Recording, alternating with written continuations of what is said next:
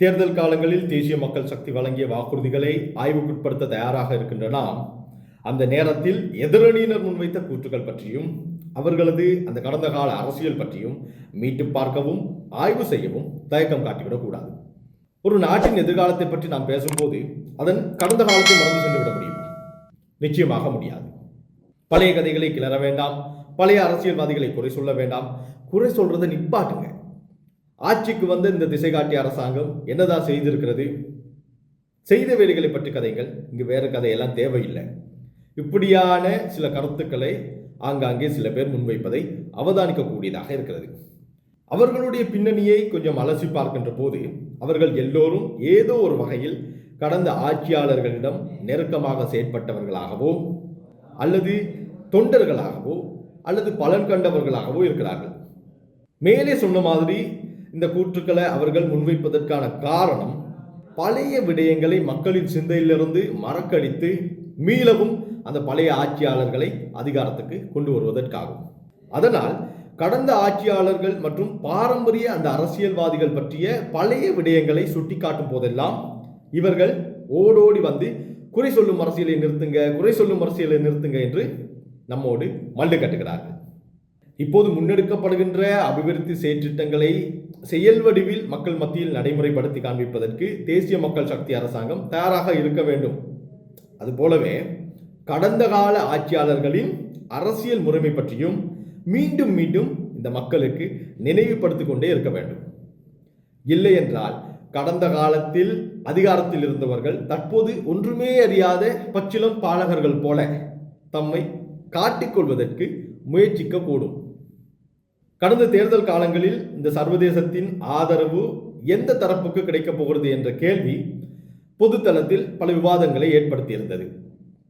ரணில் விக்ரமசிங்கவை விட்டால் சர்வதேசத்தின் உதவியுடன் இந்த நாட்டை கட்டியெழுப்புவதற்கு ஒருவர் கிடையாது எனும் கருத்தை ஐக்கிய தேசிய கட்சியினர் முன்வைத்தனர்.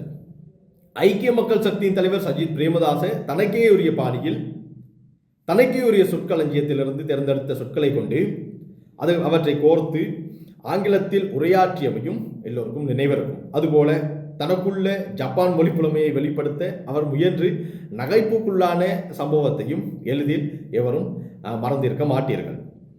இதிலிருந்து விளங்கிக் கொள்ளக்கூடிய விடயம்தான் சர்வதேச ஒத்துழைப்பு இன்றி பொருளாதார நெருக்கடிக்குள்ளான இலங்கையால் மீண்டெழ முடியாது என்பதையாகும். அதனால் அப்பணியை தன்னால் மட்டுமே நிறைவேற்ற முடியும் என்பதை காண்பிப்பதற்காகவே ரணில் விக்ரமசிங்கவும் சஜித் பிரேமதாசவும் போட்டி போட்டுக்கொண்டு அந்த நேரத்தில் பல முயற்சிகளை முன்னெடுத்திருந்தார்கள். ஆனால் சர்வதேசமோ இலங்கையின் உள்ளக அரசியலை உற்று கவனித்துக் கொண்டிருந்தது. மக்களின் ஆதரவு யாருக்கு சாதகமாக இருக்கிறது என்பதையும் ஆராய்ந்தது. அதன்படி புதிய ஜனாதிபதியாக அனுரகுமார திசாநாயக்க தெரிவு செய்யப்படுவார் என்ற விடயம் தேர்தலுக்கு முன்பே ஊர்ஜிதமாகியது. அதனால் சர்வதேச நாடுகளின் பார்வை தேசிய மக்கள் சக்தியின் மீது விழுந்தது. இதன் போது எதிர்க்கட்சியினர் தேசிய மக்கள் சக்திக்கு சர்வதேச தொடர்பு கிடையாது, அனுரவினால் சர்வதேச தலைவர்களை சமாளிக்க முடியாது, ஆங்கில புலமை அது இதுவென்று பலவிதமான கருத்துக்களை முன்வைத்திருந்தார்கள். ஆனால் இவற்றையெல்லாம் கண்டுகொள்ளாத அனுர தரப்பு சர்வதேச உறவுகளை பலப்படுத்தும் வேலையை மும்முரமாக மேற்கொண்டிருந்தது. வெளிநாடுகளில் வாழ்கின்ற இலங்கையர்களுடனான சந்திப்புகளை நடாத்தியது.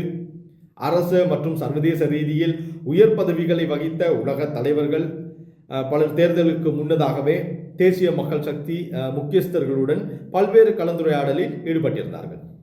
ஒரு கட்டத்தில் இந்திய பிரதமர் நரேந்திர மோடி அவர்கள் தேசிய மக்கள் சக்தியின் தலைவர் அனுரகுமார் திசாநாயக் அவர்களை உத்தியோகபூர்வமாக இந்தியாவுக்கு வருகை தருமாறு அழைப்பு விடுத்திருந்தார். இதன் பின்னரே சர்வதேசத்தின் உண்மையான நிலைப்பாட்டை ரணில் தரப்பும் சஜித் தரப்பும் விளங்கிக் கொண்டனர். கடந்த கால தொடக்கம் இவ்வாறு இருந்ததுடன் திசை காட்டி அரசாங்கம் நிறுவப்பட்டதன் பின்னர் சர்வதேச உறவு மேலும் வலிமை பெற்றிருக்கிறது.